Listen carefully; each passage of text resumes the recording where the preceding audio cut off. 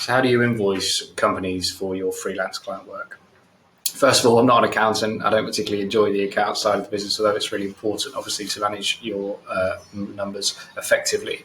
But in terms of the invoicing side, it really is straightforward. And I think I've spoken to a few freelancers who sometimes get a little bit het up around this, is that there's plenty of freelance invoice templates on the internet, which you can download and use as a framework.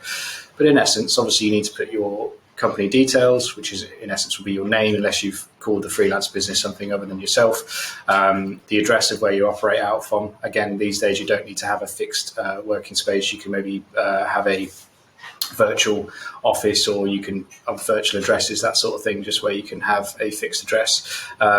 Detail the services that you provided in that period. Obviously, you don't need to go into massive detail unless it's requested by the client, but just to list out what services you've offered, the rates that were agreed, and then obviously total up the amount over the period.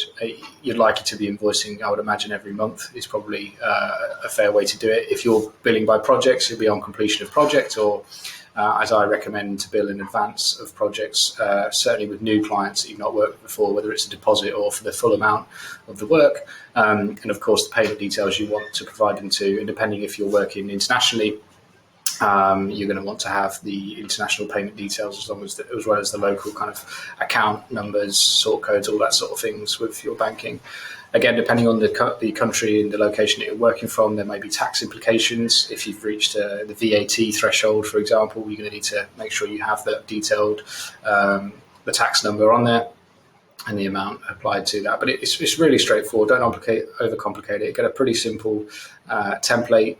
Use that, and then over time you may update it and you may get advice from accountants. But it's a common question, so I thought I would address it, but it really is straightforward. You don't need to worry too much about it. Get a simple template, put in the key information that you need in the payment details, email that across to your client. If you're not using an accounting software at the start, send it to PDF, and obviously detail the payment terms and confirm receipt of payment once received.